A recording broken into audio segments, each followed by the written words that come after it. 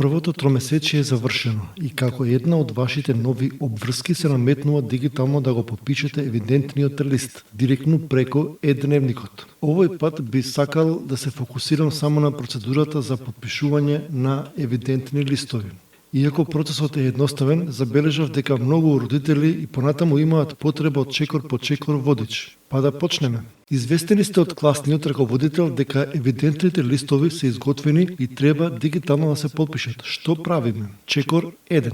Се упатувате на е-дневник страната. Во корисничко име го внесувате имејлот што сте го дале на класниот за потребите на е-дневникот, а под тоа ја внесувате вашата лозинка.